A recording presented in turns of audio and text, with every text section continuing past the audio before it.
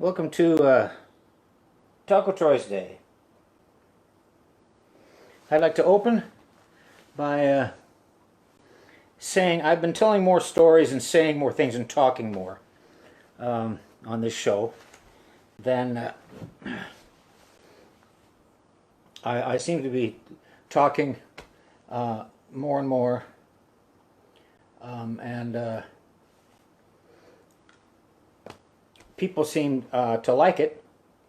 I wouldn't do it if people didn't like it. I mean, I am a insecure artist, and I want people to like me. That kind of goes with the. That kind of goes with it. Defensively egotistic and insecure, kind of like the president. That's me. Anyway,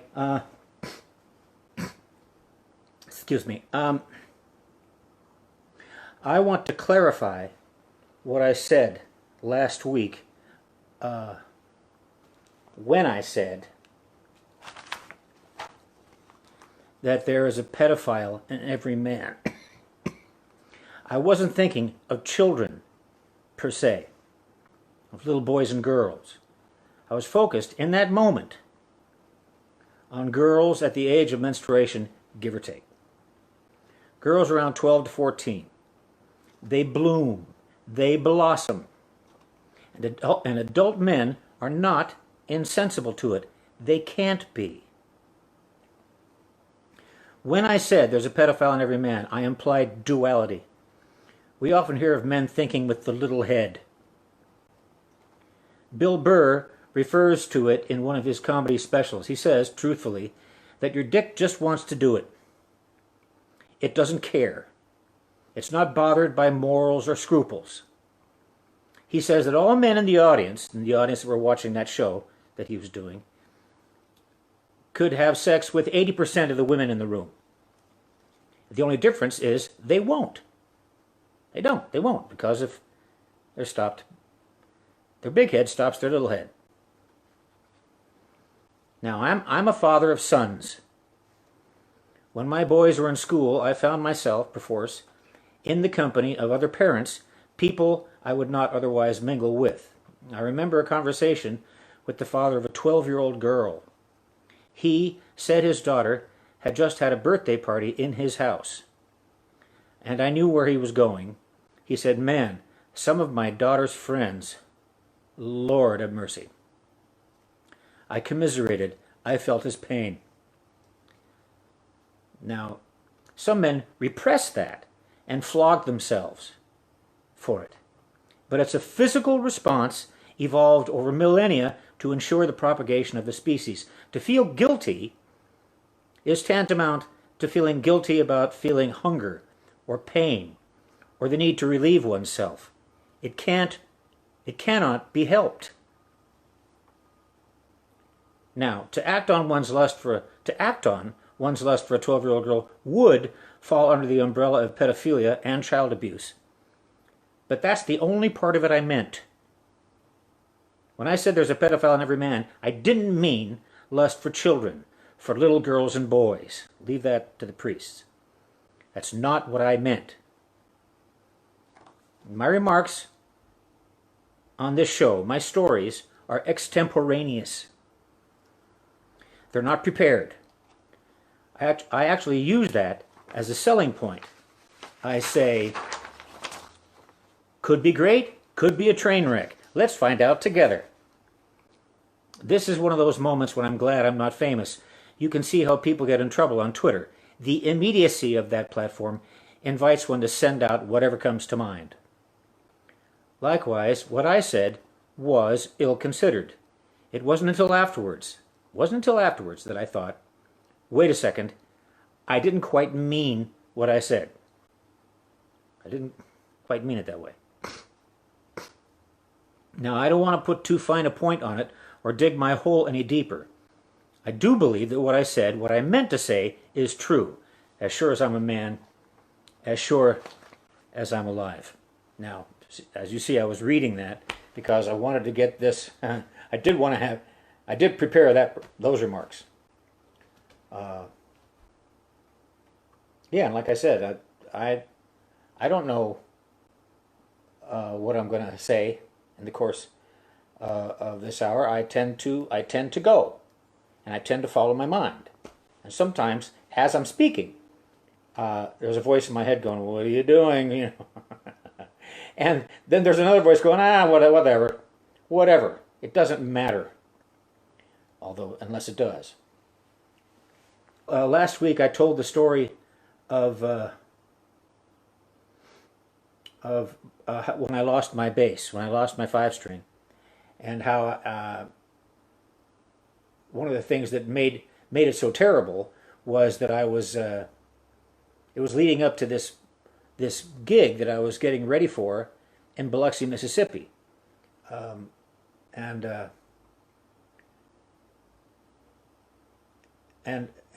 Mark Murphy made a comment on. There he is now. Hi, Mark. Hi, Todd. All right, thanks, Todd. Anyway, Mark, you wanted to hear the story about Biloxi. Okay, I'll tell you. I'll reprise a little bit.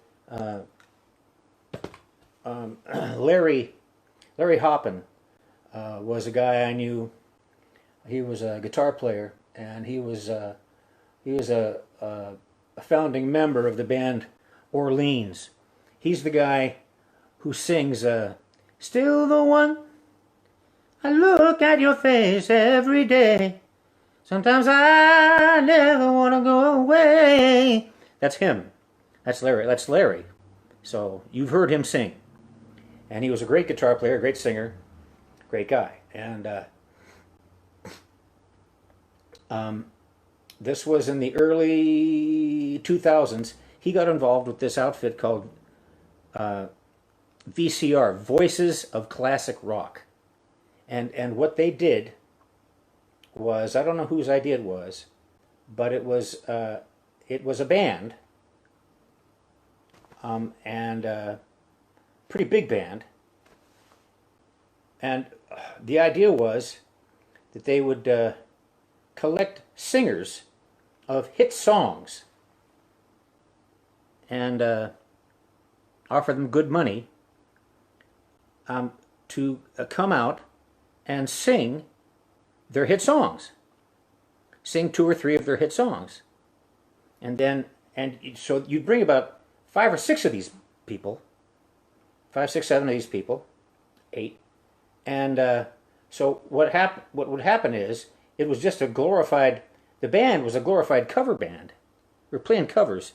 And playing covers like when you go see a really good cover band that's like a wedding band, and they sound just like the record, they're really good. They good players, and they get it all down. They sound just like the record.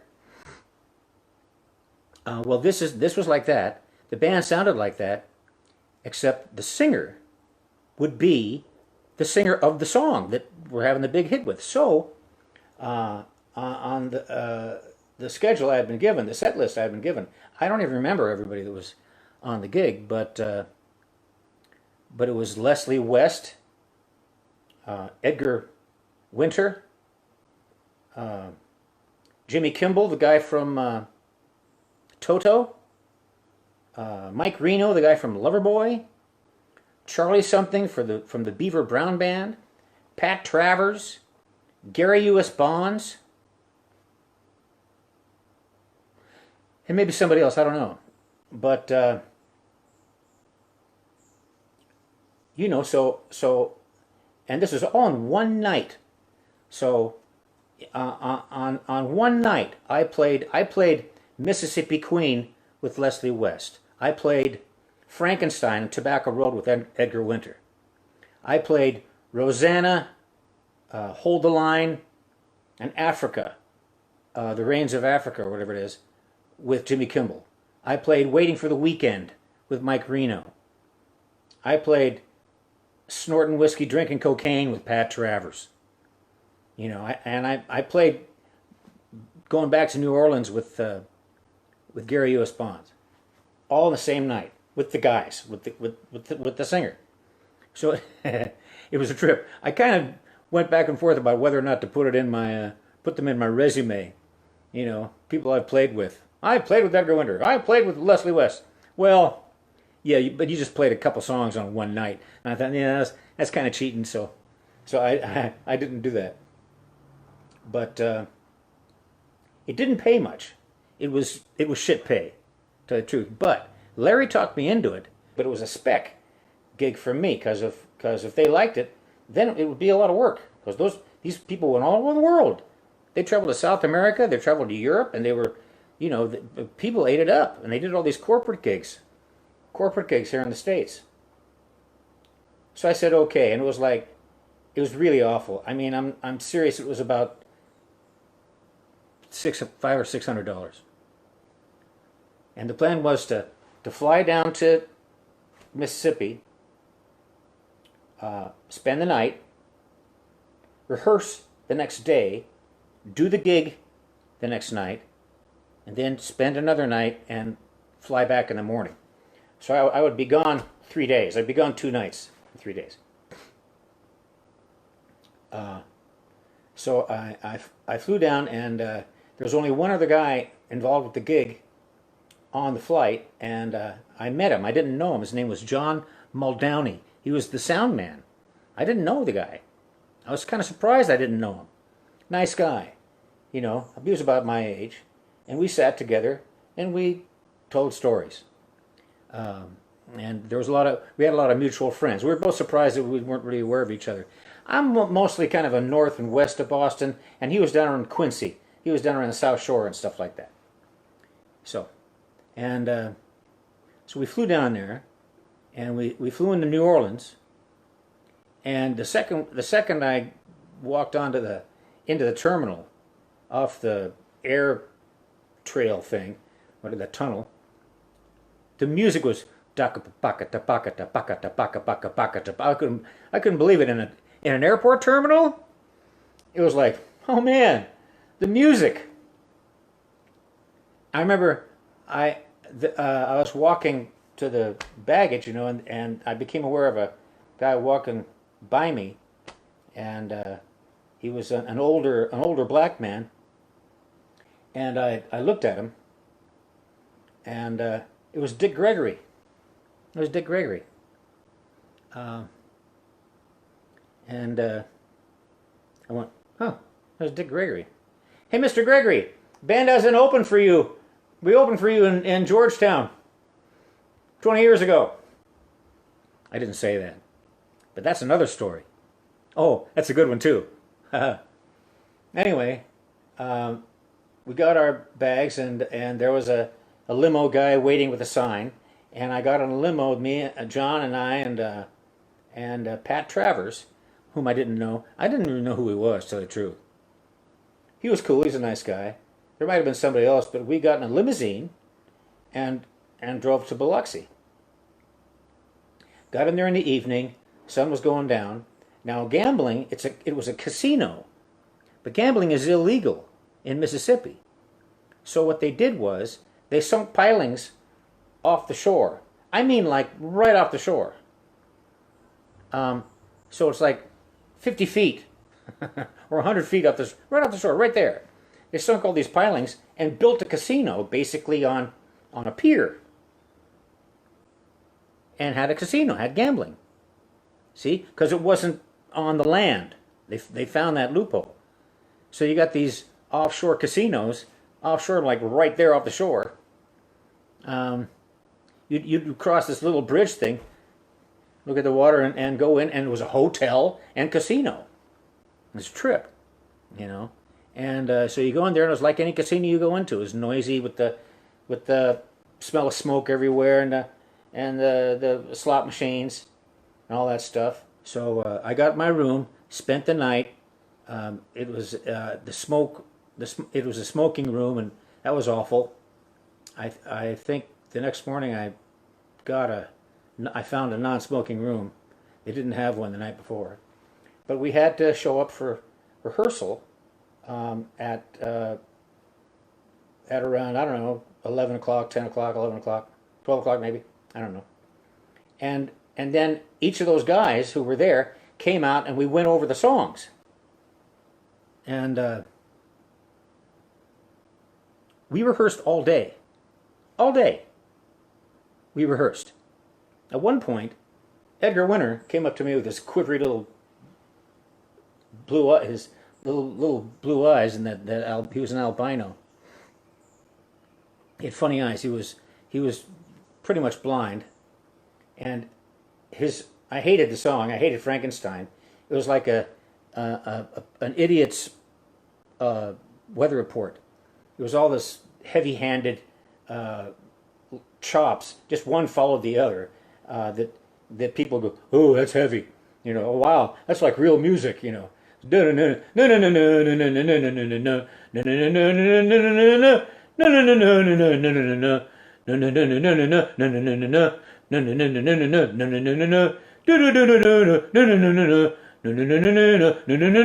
was like, it was like, oh God, it was just, and I memorized it. I memorized it, the whole thing, because like I said, I didn't want to read charts. And plus, I couldn't notate all that stuff. I'm not a notation. I'm only a chord chart reader. I'm not a notation. So I kind of had to memorize that song. And I memorized the whole damn thing, all those stupid chops. Ooh, it was annoying. It was annoying. So we're rehearsing the song, and he came up and he said that he wanted to add like 4 bars. He'd come up with some other cool lick that he wanted to do. And I said no. I said no to Edgar Winter.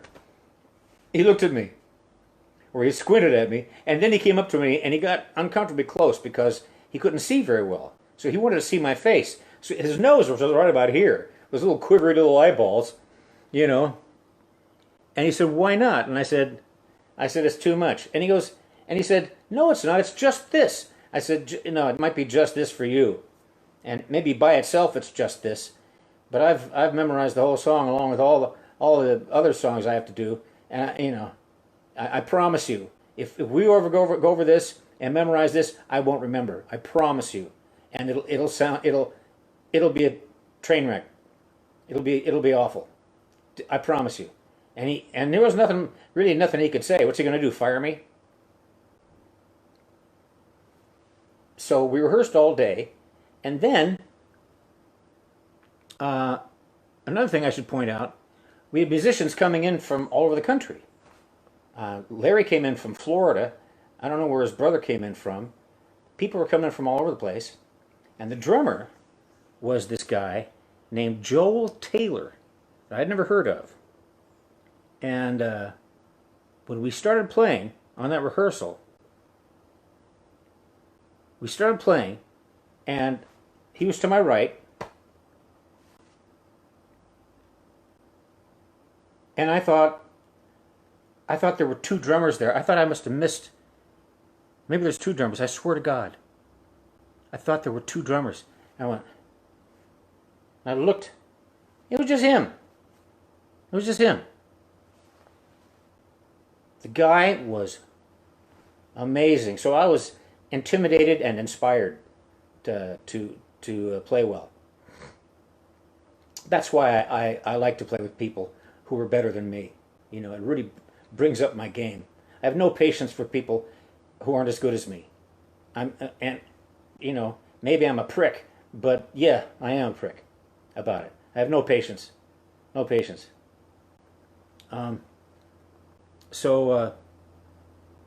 If you watch this show, you might think, well, what are you talking about? You're no great guitar player. Well, yeah, you're right. I'm not. I'm not a good guitar player. I'm not. But I know my way around a bass. Anyway, this guy, we rehearsed all day, and then they said, okay, be back here at whatever o'clock.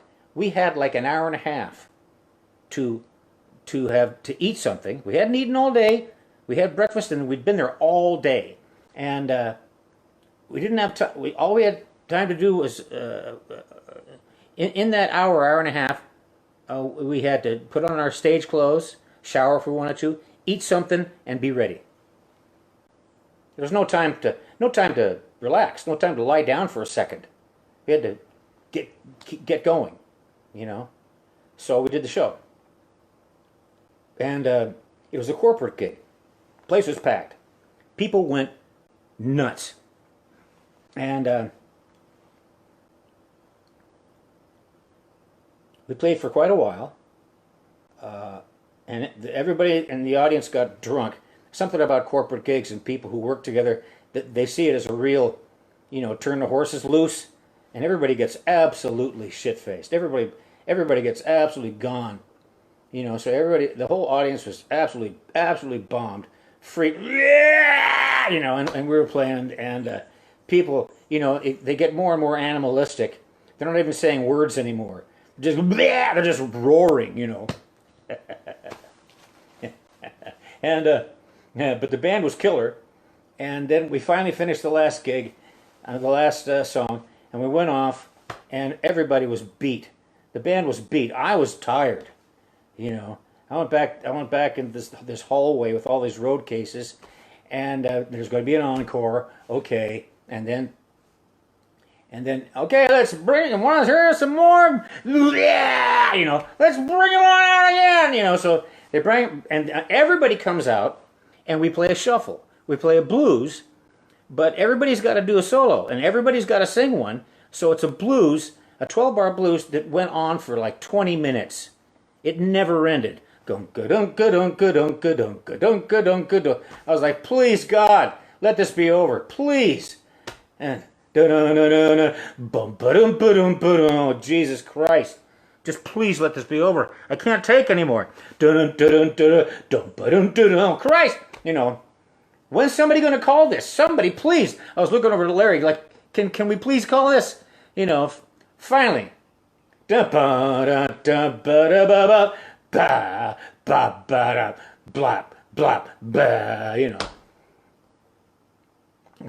done. Oh, they are good. And, yeah, okay. So I took up my bass, put it on the stand, and walked back into the hallway. And I'm waiting now because I want the crowd's going to leave, right? And then I'm going to go back out and get my bass and put it in its case and go to my room and pass out, So I'm back there on this. I was leaning on this road case, like this, with Joel Taylor was right across from me. We were both like this, we were both beat. Weren't saying anything, and the MC goes out there. What do you think?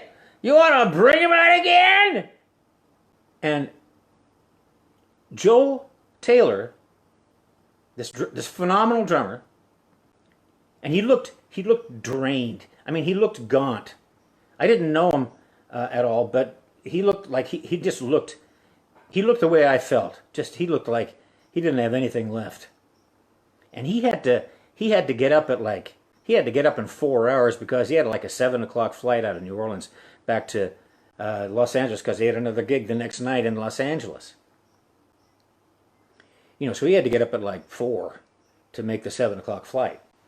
And here it was we're coming up on 1 o'clock now. I mean, and he got this trapped look on his face, and the crowd was going, yeah! And he said, I'm going to hide. And he ran down the hall. Me too. And I took off after him. And he banged through a door, and I was right behind him, and we were in the kitchen. We were in this great big kitchen. And we ran through this kitchen. And we banged through another door, and we were in the casino now. We're in the casino, and we got behind this bank of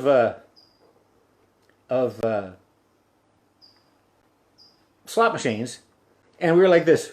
we were hiding. And we waited, and then through the walls, we could hear music. The band was going again. We heard bass and drums. Didn't sound so good. And while the song was going, it was another blues, I think. While the song was going, the doors were getting pushed over, and people were leaving. Because all of a sudden the band sucked. So by the time the song was over, the place was, they just drove them out, And so the song finally ended, and the people were gone, and so we sort of went, well, I guess it's safe to go back. So we went through the front door, we came down the aisle toward the stage, and the MC or the manager, whoever it was, said, "Hey, where were you?" And we were both We said, what? Why, what? We thought the gig was over. Oh, I don't know. Sorry. Yeah. So that's what happened in Biloxi. That's what I remember. And we got back the next day. I didn't have to get up that early, but I got up in the morning, and our flight was at a reasonable time. It was like 12 or 1. And I got back on the plane, and it was back down to me and John Muldowney. And we flew back, and he said that he recorded the show, and he was gonna mix them one by one, and if I like, he could email them to me, email me the board mix of these songs. I said, that'd be great, really, yeah, man. So I gave him my info, and he sent me about 8 songs, and we had done about 30, but he sent me about 8 songs, and they sounded cool. And I was looking forward to hearing some more, and then I didn't hear from him for, I don't know, like a month, So I had his number, so I didn't think about it all the time, but when I did think about it, I was going, haven't heard from that guy in a while. I wonder, and I haven't got on any more songs. And I about a month later, I thought of it again, went, still haven't, I wonder what's going on. So I found his contact info, and I called him. And whoever answered said, oh, you haven't heard. Haven't heard what? John passed away. John's dead. What? Yeah. What happened? He was loading out of a gig. He had done some gig, and he was loading into his truck all the speakers and stuff. And if you're a sound man or a musician, you're going to lift and carry. That's part of the gig. If you ever wonder what it's like to be a musician, well, a big part of the life is lifting and carrying. Unless you're in a band where you got people taking care of that for you. If you're just playing gigs around, you lift and you carry, And that's what he was doing. And he had a massive, right there. He was loading something into the back of his truck and dropped dead. So I was thinking, yeah, but what about the rest of the songs? So I never got the rest of the songs. I thought of it about 6 months ago, and I so much time has passed. I thought they wouldn't mind if I sniffed around a little bit, and I did, but nobody knows anything. Anyway, I'd be happy to play just a little bit of a couple of those songs for you. This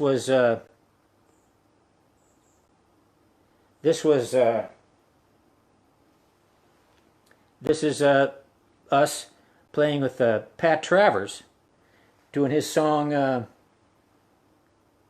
"Snorting Whiskey, Drinking Cocaine." This is a guy. Remember, this is a guy. I didn't really know who he was, but he came out. He started doing his thing, and I was like, "Whoa, this guy's he's a rocker, ain't he?" I'm not going to play the whole song, but just give you an idea. Mr. Pat Travers.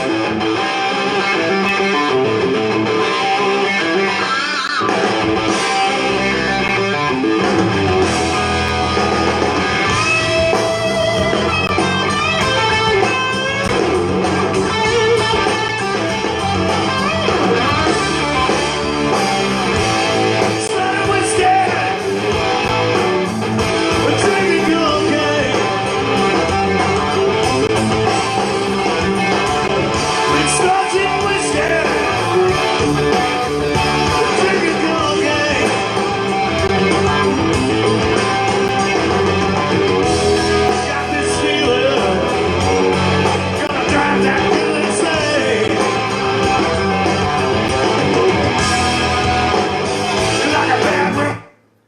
you an idea. And pretty cool, huh? And this was us with Bobby Kimball on the Toto song Rosanna. He was a little fella. That's how he can sing so high. Little fella. Little throat. Huge dick. This is that. Again, I'm not going to play the whole thing. I'm just going to play up to the cool part where I get to snap, slap, and pop.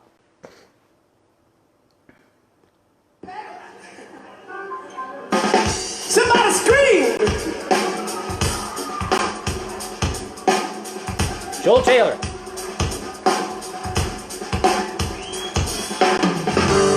Hear that hi-hat, man? Just fucking smoking.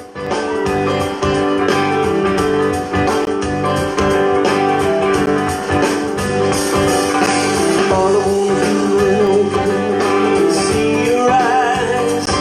Rosanna, Rosanna, I didn't know you looked for more than I could ever be. Rosanna, all I wanna do in the middle of the evening is party time. Rosanna, Rosanna, I didn't know you looked more than I could ever be. Since you went away, Rosanna, now she's gone, Here it comes. and I have to say,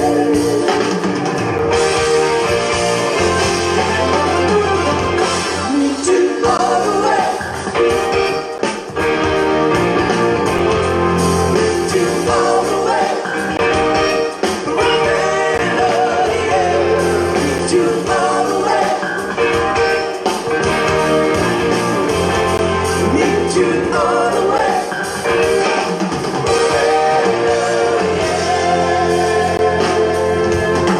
see you face good. Anyway, that gives you an idea. And that's the story. That's the story of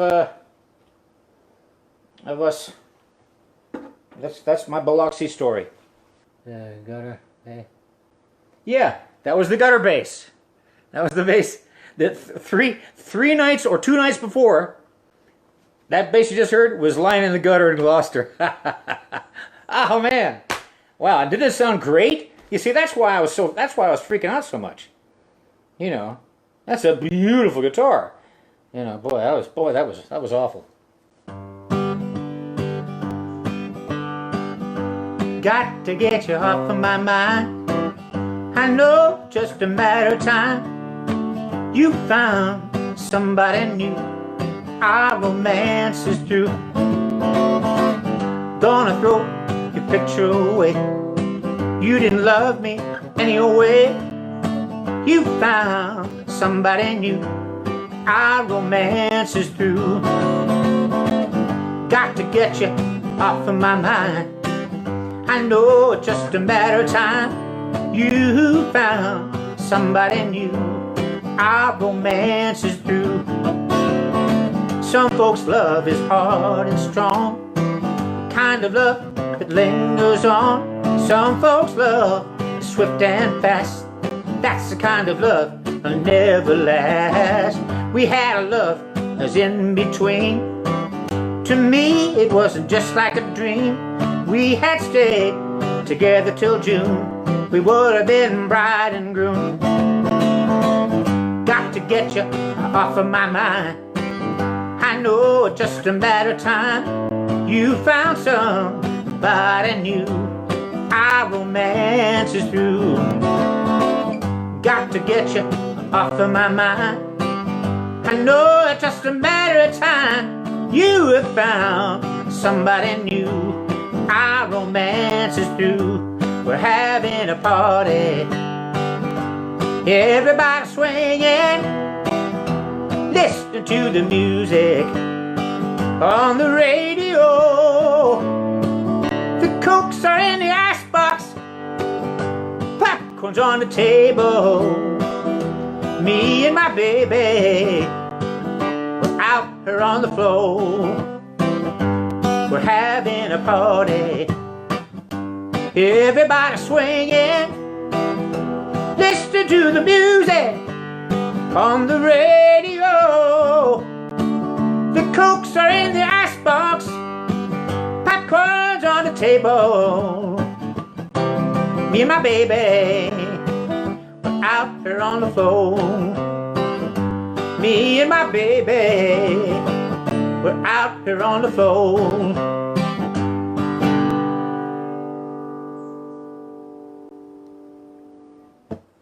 The cokes are in the icebox, popcorn's on the table. I thought, that's kind of tame, isn't it? The more I thought about it, the more I thought, it sounds kind of fun. Just music, dancing, cokes and popcorn. What's wrong with that? I don't know. It'd be kind of a relief from all the boozing all the time.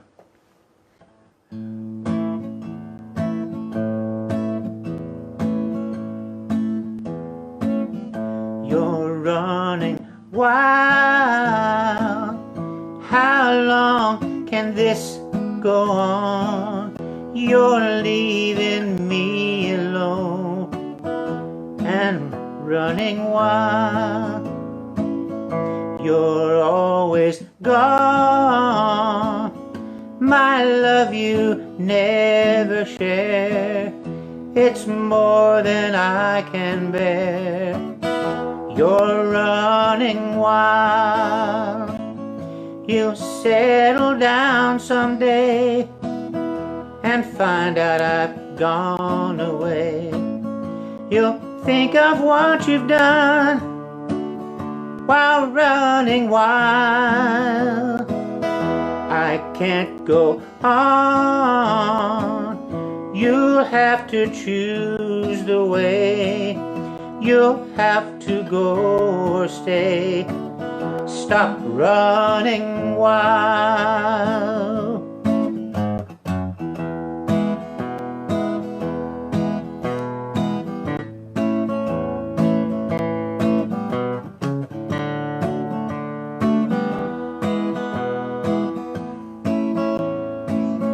I can't go on. You'll have to choose the way. You'll have to go or stay. Stop running wild. You're running wild.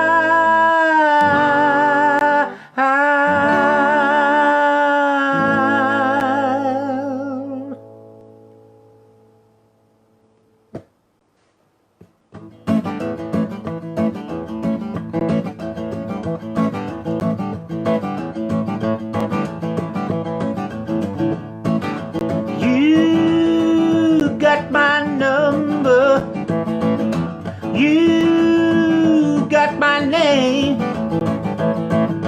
Why don't you call me Little Liza Jane? You got that body. You got that frame. Why don't you call me Little Liza Jane? Girl, I got it bad for you. There ain't nothing I won't do. Just one kiss, I'll never be the same. Little Liza Jane.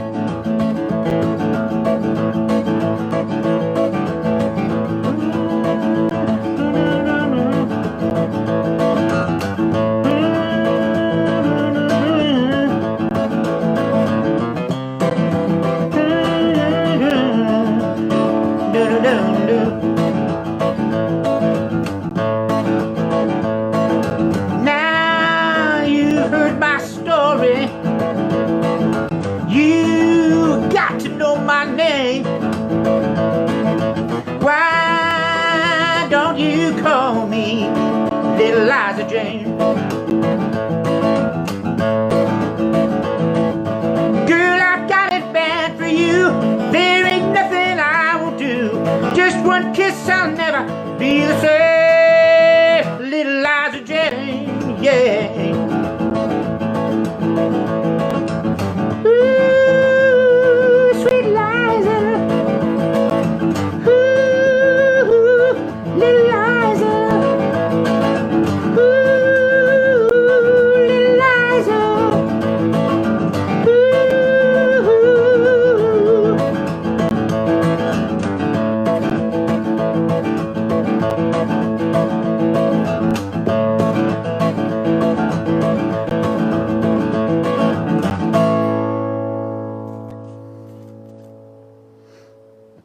So, like I said, I say whatever I'm thinking, Mrs. Lincoln, and so it might get a little brown. You know, I might get into a bit of a brown study. It might get a little morbid a little bit now and then, because I'm talking about my reality, and my reality is I'm 70 years old, and a lot of my peers are dropping dead. So my thoughts go there sometimes. I'm just talking about what's going on. You know, I don't know, but you're not going to see me go on about the political situation or all that stuff, that's weighing on everybody. You know, I'm not going to do that here. We're just going to, I'm going to keep the focus on me. See, that's another thing. That's another thing that makes me and the president very much alike. Whatever's going on, I want to keep the focus on me and music. So you can tell your friends, you know, you can come here and not worry about. There's a certain face you might be tired of looking at. Yeah, well, come here and look at mine. I recorded with Ina May Wool at Intermedia I believe it was Intermedia Studios, right across from Wurlitzer's on Newbury Street. I think Aerosmith owned the studio, and they had ever tell you about the Ferret? They got it was a basement studio in Boston, old Boston. So guess what they had down there? Rats. So instead of getting a cat, like people sometimes do, a ratter they call them, this studio had a ferret. They had a ferret. Now I heard they had a ferret, but I knew there was a ferret in there, and he had a little bowl there, a couple, you know, water, like for a cat, you know, he had a bowl of water, a bowl of cereal there, but I never saw the guy. I never saw him. Until one day we were listening. I don't know if this is Ina May. Was this on our session? It might have been on another, because I played there a bunch of times. We were standing around listening to a mix, and I don't know who it was, an engineer or something. All of a sudden, he screamed and started dancing, started doing this crazy Macarena and beating on his beating on his pants, on his pant leg, and the ferret had gone up his pants. The ferret went up his pants, and all his little claws are going on his leg, on his skin. Freaked him out. He thought it was a rat. He thought there was a rat going up his leg. Well, it was a ferret. It was a ferret. Now, you know, that's what ferrets do. I mean, there's a verb, ferret. That's how much they do that. They can't leave any open little space alone. They got to go in there. They got to go in there and see what's going on. You know, they can't help it. And that's where you get the verb. You have to ferret something out, right? And this ferret was quietly going across the floor and nobody noticed him. And he saw the opening of this guy's pant leg and thought he'd investigate. Up he went. The guy just about peed himself. That was funny. All the world over so easy to see. People everywhere just wanna be free now. Listen, please, listen, that's the way it should be. Peace in the valley, people got to be free.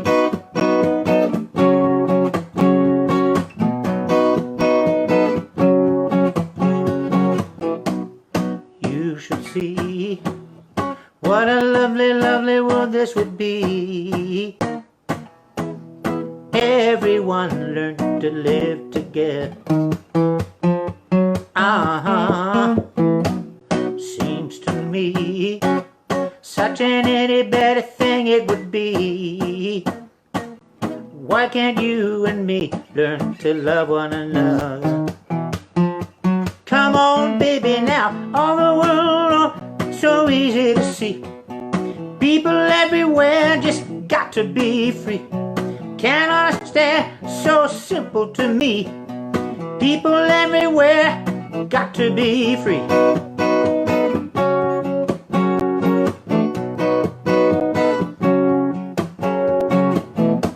If there's a man Who's down and needs a helping hand?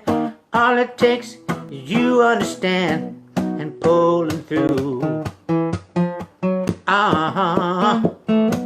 Seems to me we got to solve it individually. I'll do unto you what you do to me. Come on, baby, now, hills shouting, mountains to the sea. No two ways about it, people got to be free. Now, my opinion will be natural situation for a man to be free.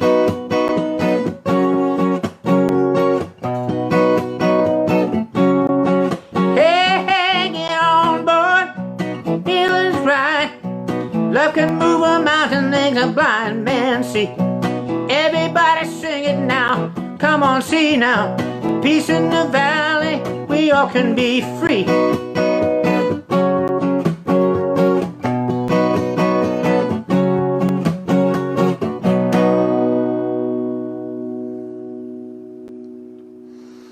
The Rascals. I used to watch the Rascals on Saturday mornings on TV.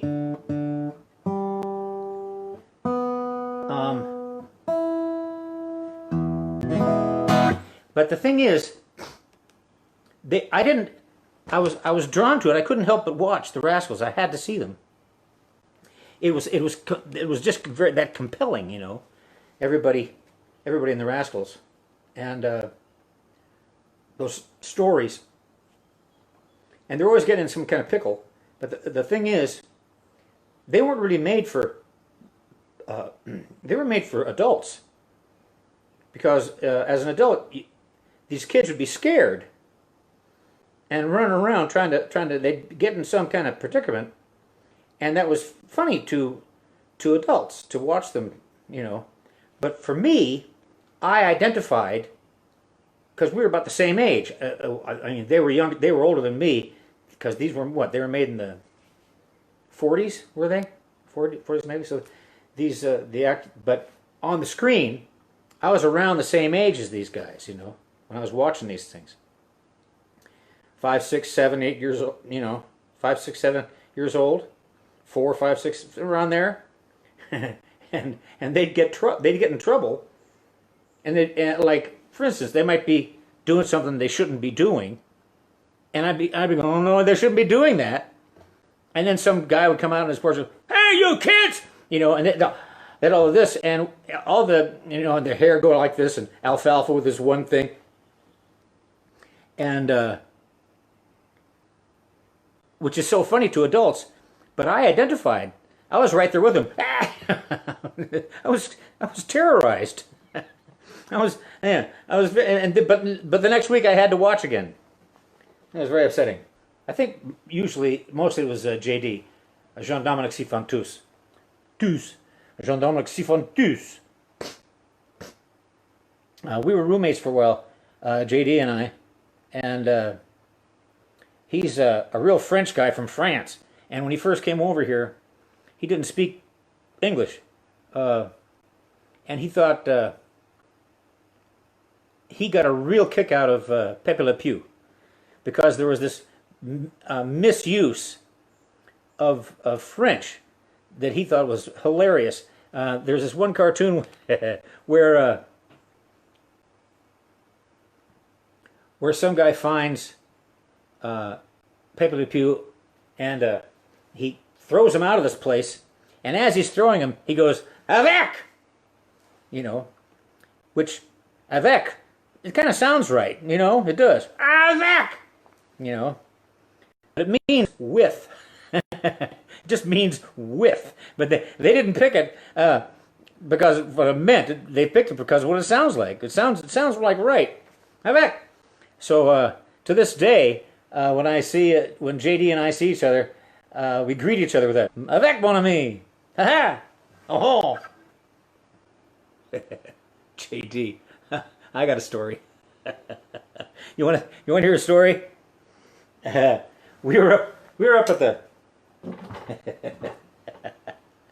we were up at the Stone I think it was a stone church. I can't remember. And we doubled up because we were living together. So why take two cars? We were roommates, me and JD and I. So I was still dogging around. I was still going after everything, and there was I was talking to this girl at the bar who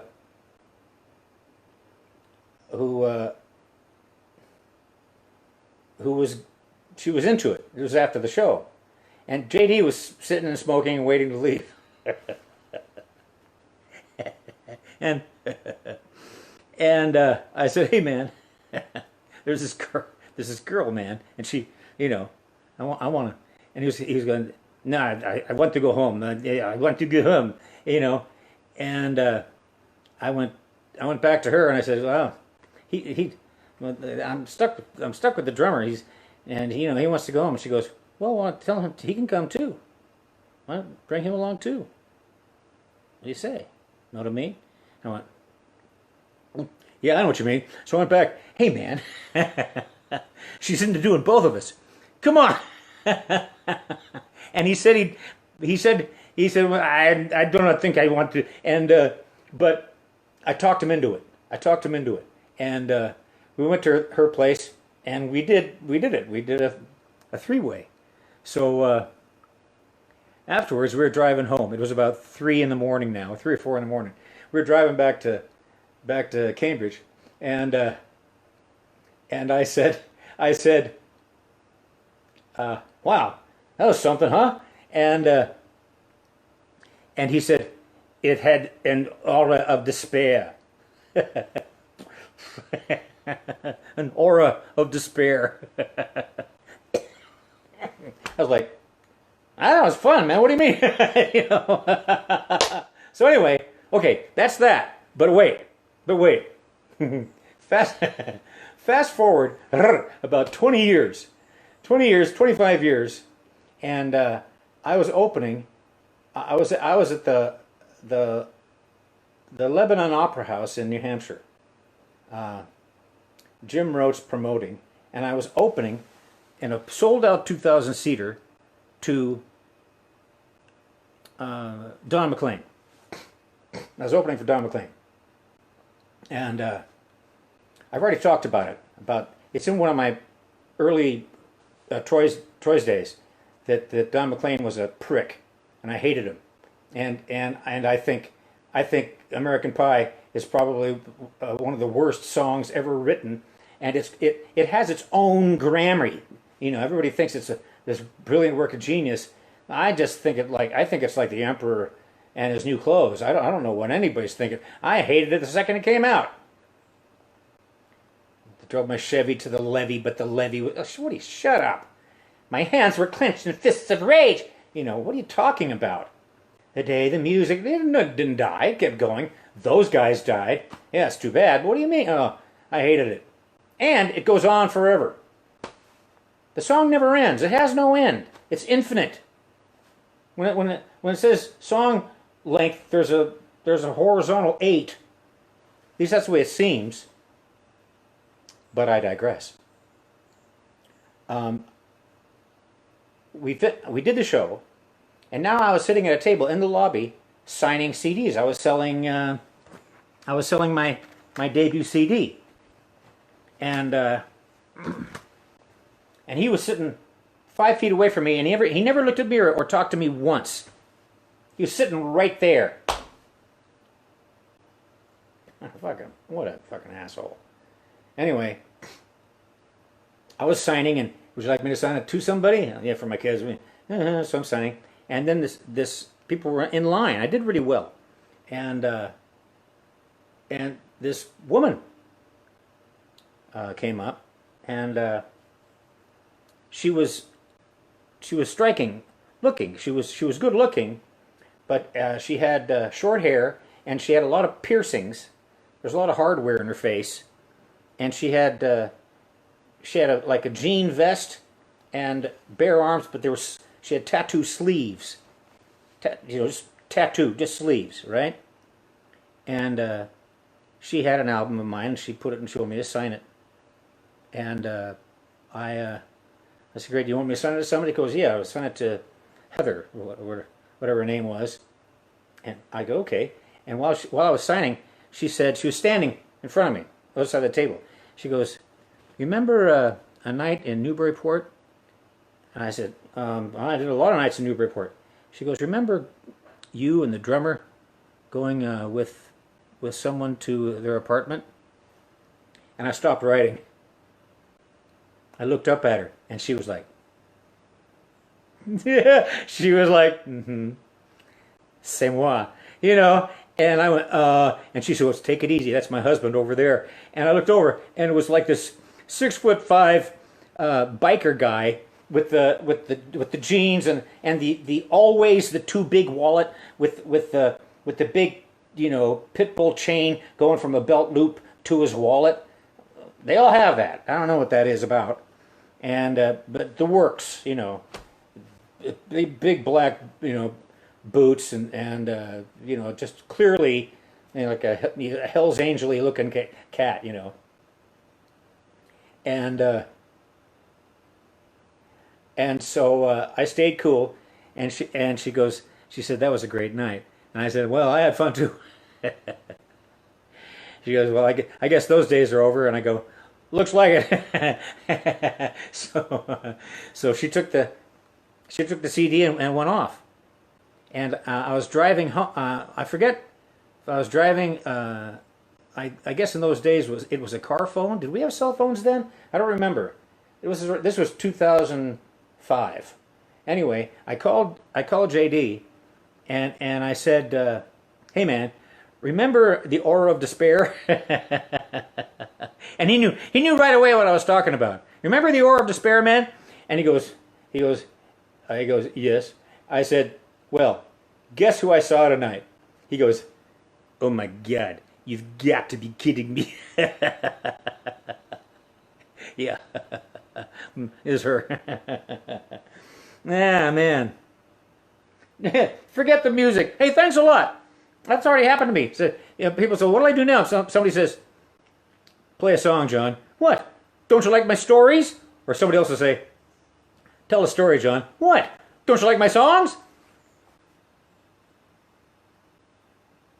Oh, hey, a pun. Paul Socolow made a pun. The galling part. Ah! Ah! Chopped liver and tell me the steak.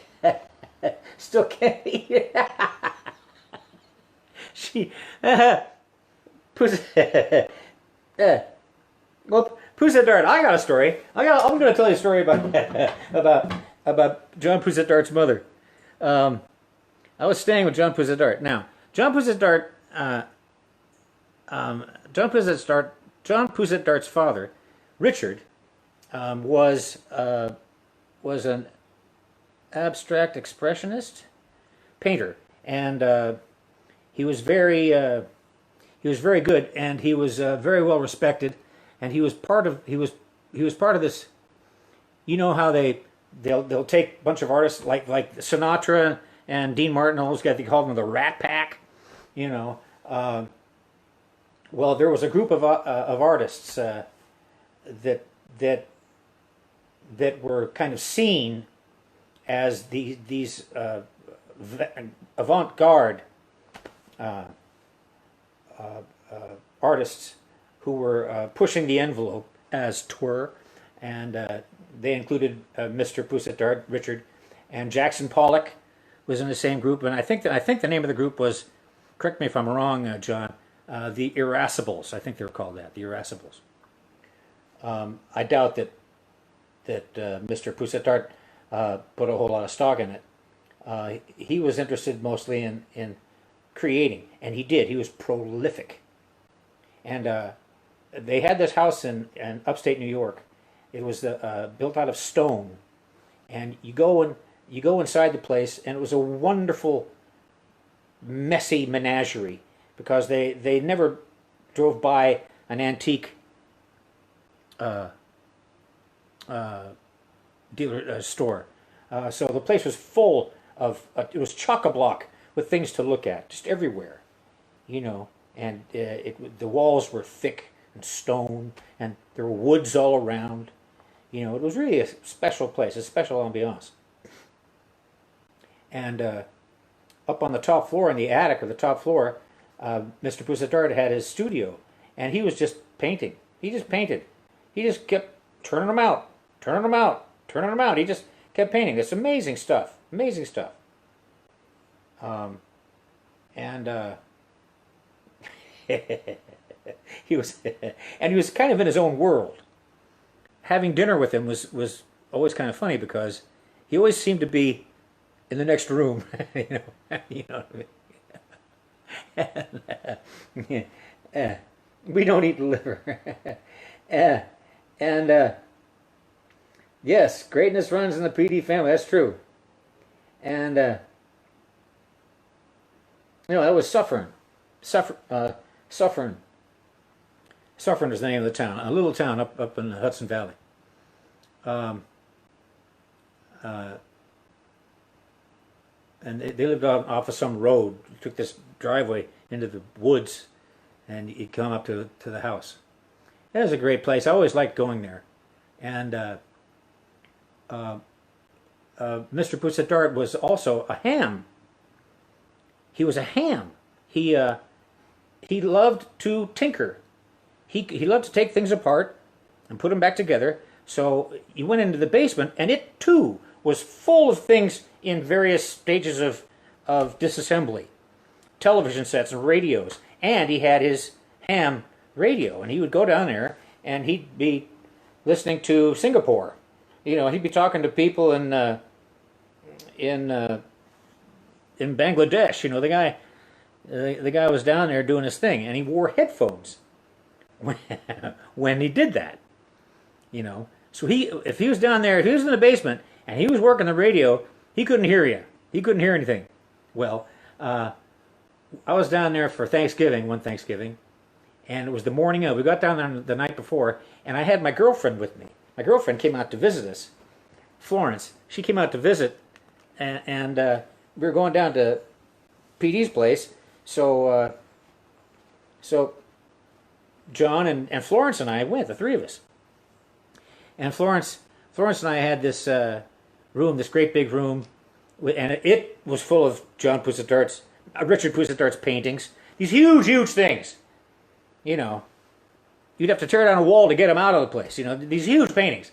And we were over the bed. There was a big red model airplane with a wingspan as big as my arms, and this was Thanksgiving morning. It was early in the morning, and there were going to be guests coming that night. So Evelyn, John's mother, was in a tizzy. She was busting her hump, trying to get everything right. You know, she was already in the kitchen. It was early in the morning, and she was working. And Mr. Pousette-Dart was in the basement on the radio with his headphones on. It was early in the morning. Who's gonna? Why would he be needed for anything? You know. Well, the phone started ringing. And there were no. I don't think that there was an answering machine there at the place. I don't know. This is so long ago. Oh yeah, there weren't any answering machines yet.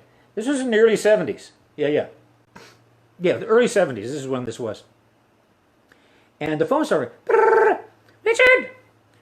Brrr, would you answer that, please? Brrr, Richard!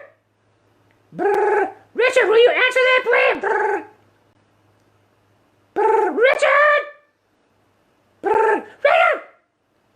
Brrr, Richard, will you answer that, please? If you don't get up here on that goddamn phone, I'm gonna fucking lose it!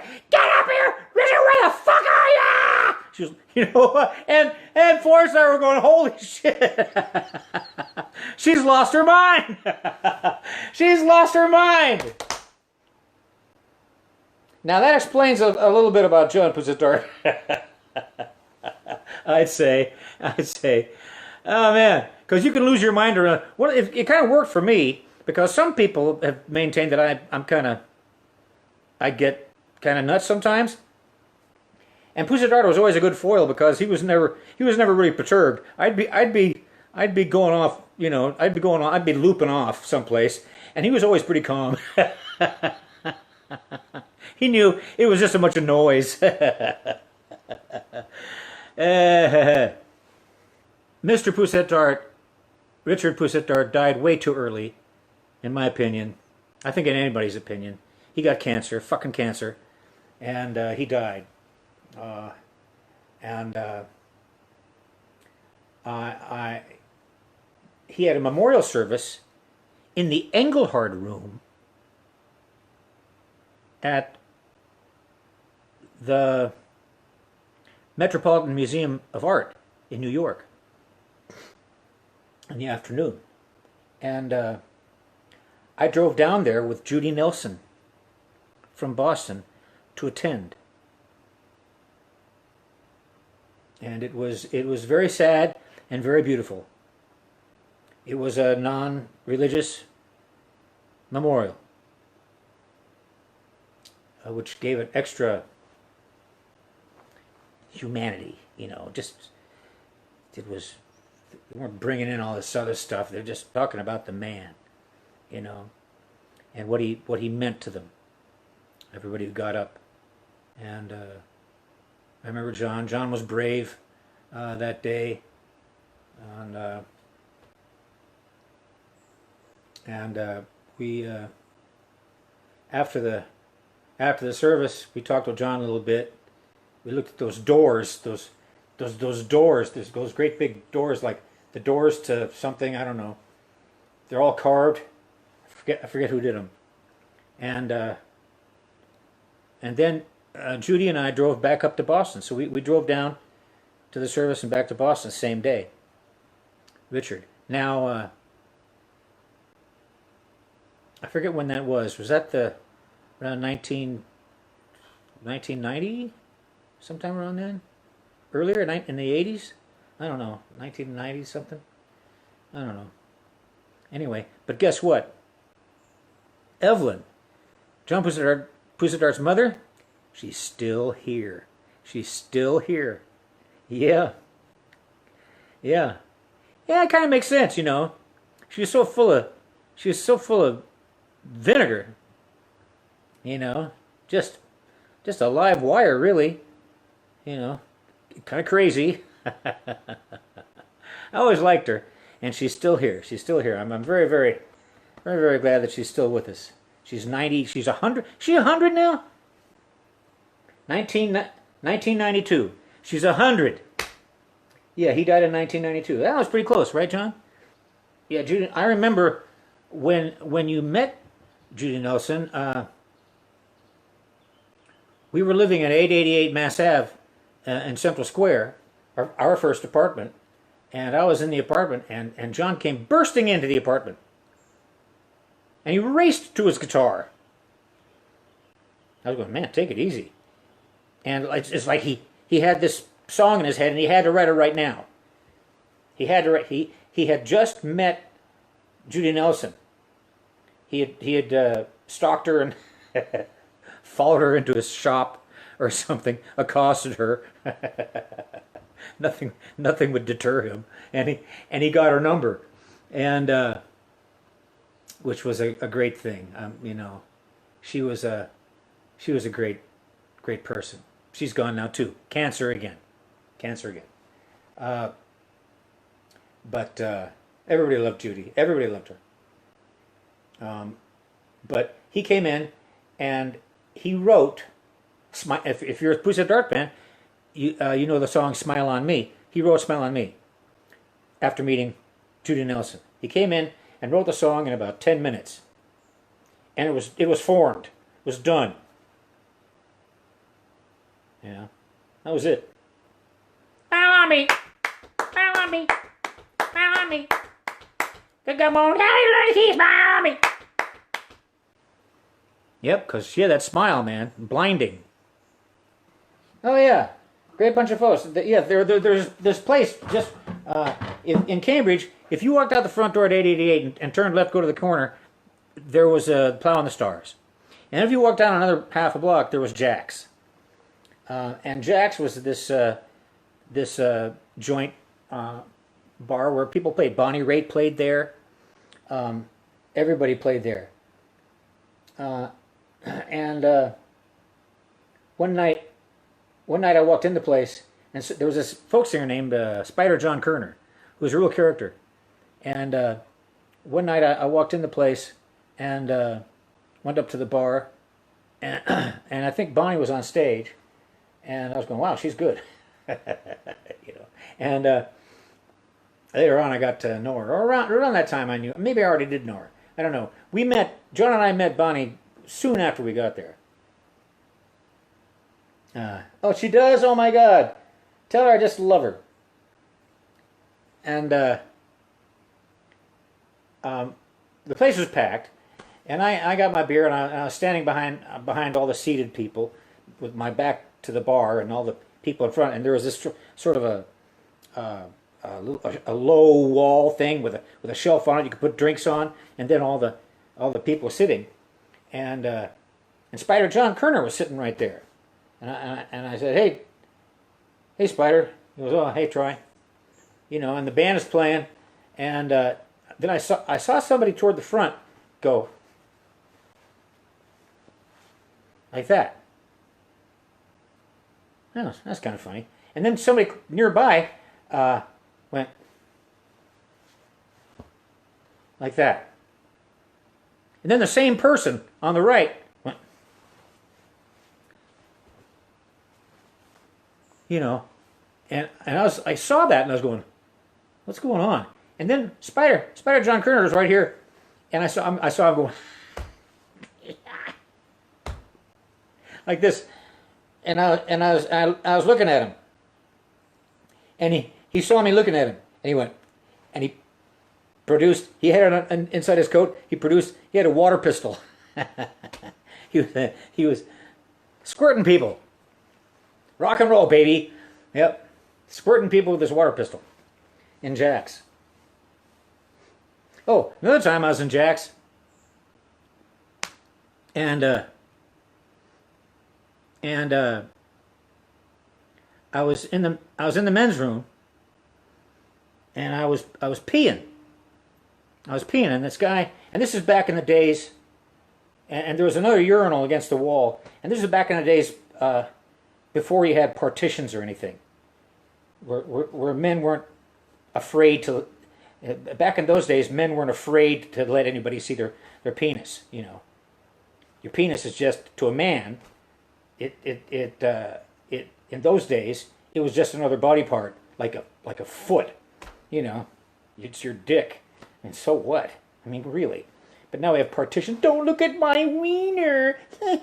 Anyway, so I was standing there peeing, and this guy came in, and he bellied up, you know, and he whipped out his, and he was looking at me. You know, I was peeing, I was buying my own business, but he was looking at me. You know, I went like, "What are you looking at?" And he gave me a slow smile, and then he slowly put his hand,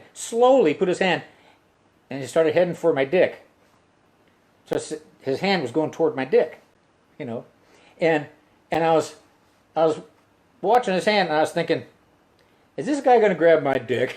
And I let it happen because I just wanted to see if he was going to do it. I wanted to see what would happen. So his hand come down, and sure enough, he grabbed my dick, and I went, no, I don't swing that way, man.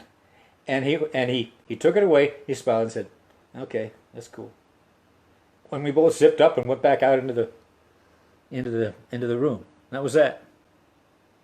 It's a funny little story. But I have another guy's dick story. And this involves a celebrity dick. You might like it.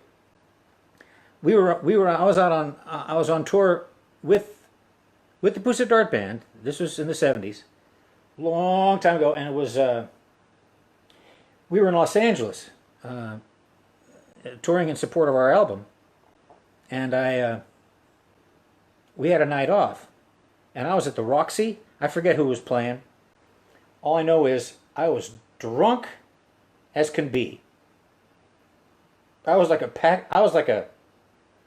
pirate on a storm-tossed deck. I mean, you can't walk straight drunk. Okay? I had to pee. I went in, I banged into the men's room, and the door opened like this, and the urinals were here. So I went in on, okay, I hang a U-turn. went up to the urinal next to the door, and whipped it out, started peeing. Okay, then the door opened again, and I just looked reflexively. I looked, and it was Tom Waits. It was Tom Waits. And he walked behind me, and I was thinking, that looked like Tom Waits. And he went up to the urinal next to me. And then he whipped his out, and he started peeing. So, I wanted to be sure if it was him. I just wanted to be sure. I'm not going to bother the guy. I just want to check and see. So I was looking at him. So I turned my head, and I looked at him, and I was thinking, yep, that's Tom Waits, all right. And but see, in a men's room, that's a thing you don't do. You don't, if you're peeing, unless you know the guy and you're talking about something. If you don't know the guy, it's kind of an unwritten rule in men's rooms. You don't do this and look at somebody. You mind your own business. Maybe in those days we didn't have partitions, but we also kind of minded our own business when we did our business. We didn't try to hide our wieners, but we also didn't. We also minded our own business when you're peeing with strangers. And so here I was, with my head turned, looking at the guy, and you can see that. You can see it in your periphery that the face is turned toward you. So that went on for a couple of beats. I was going, wow, yeah, that's Tom Waits. And then he looked at me with the same expression that I gave that guy back at Jack's. The expression that says, what are you looking at? And I was surprised by the look. I recognized the look. I recognized the expression. And I'd kind of forgotten, because I was so drunk, I felt like I was watching TV. I'd forgotten that he could see me and he could turn, and it was like somebody on TV turning and looking at you. What are you looking at? Huh? I went, oh, it kind of woke me up, And I didn't know what I was going to do or say. I was embarrassed. I don't know why, but I looked down at his penis and then back up at his face, and I said, nice dick. And he said, thanks. And I zipped up, see ya, and I walked back into the room. Left him. Never saw him or his dick again. But I thought that was pretty cool. I said, nice dick, and he goes, thanks. That's pretty good. Yeah, Tom Waits. Yep, that Tom Waits had a great dick. I'm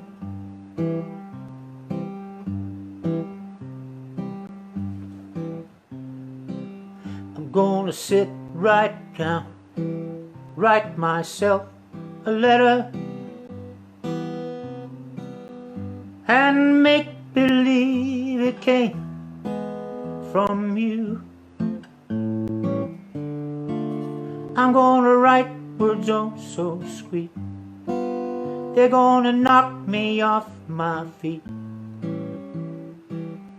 Lot of kisses on the bottom, I'll be glad I got 'em. I'm gonna smile and say, I hope you're feeling better. And close with love the way you do. I'm gonna sit right down and write myself a letter, and make believe it came from you.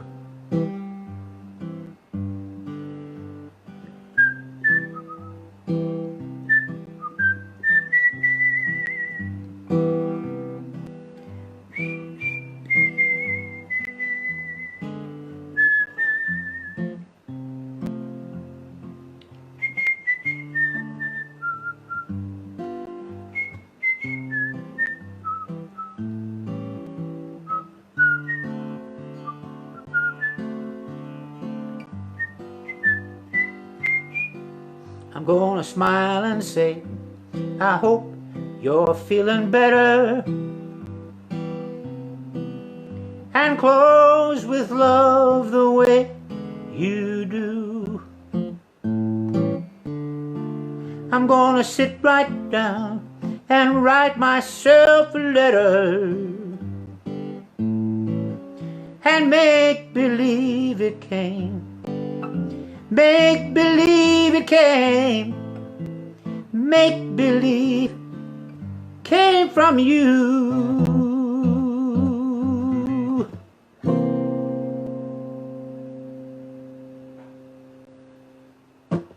I told some stories at the beginning, if you missed them. I can't remember what they were about, but judging from the general theme, they were probably about dicks. And I don't know, I like dicks.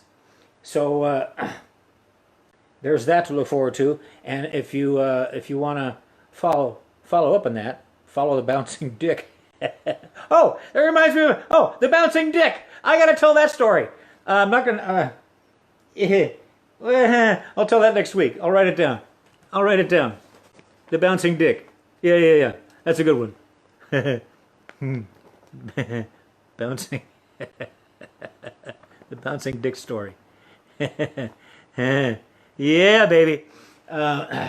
That's a classic.